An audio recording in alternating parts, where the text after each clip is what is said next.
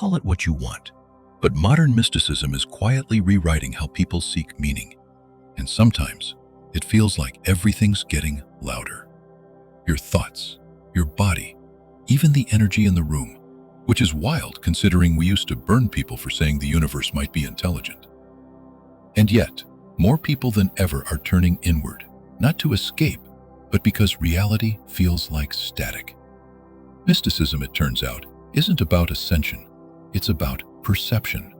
What most people call intuition isn't mystical. It's what perception feels like when your system is finally regulated enough to receive clean signals. Not magic, just clarity. Now that you're here, I just wanted to quickly share something I don't talk about much. I keep having these bizarre TED Talk dreams. Last night I was on stage explaining modern mysticism to a room full of clowns, clearly out of business. One of them honked when I mentioned nervous system regulation. Anyway, thanks for letting me get that off my chest. Back to the point. Modern mysticism is the search for direct connection with the sacred, not through belief or dogma, but through experience, rhythm, and attention.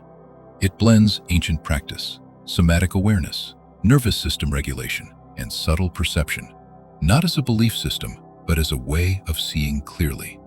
It's not a vibe or aesthetic. It's not spiritual performance wrapped in moonlight and soft focus lighting.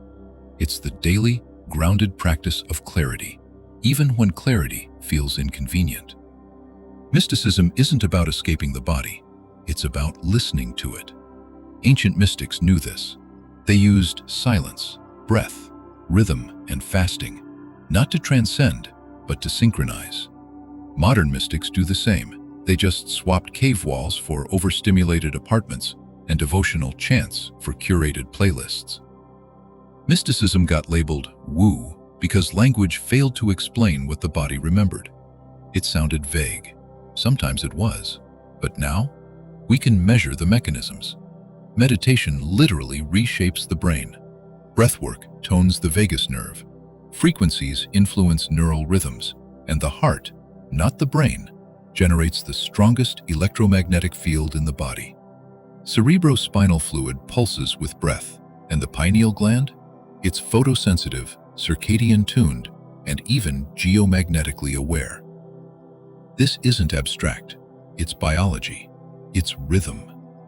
If you've ever saged your room, then doom-scrolled through a crisis, same nervous system, different playlist.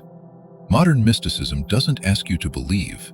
It asks you to feel, cleanly, to notice the body when it's no longer in defense.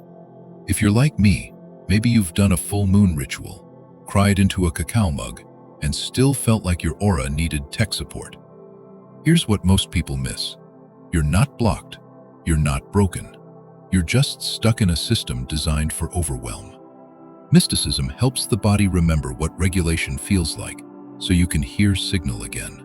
You'll spot it everywhere once you know. That moment in nature when time bends. A song that shifts your state. A dream that lingers in your chest longer than your thoughts. Mysticism matters now because people are glitching, not just awakening, crashing into the limits of their bandwidth. And mysticism is a soft restart. It's not always pretty.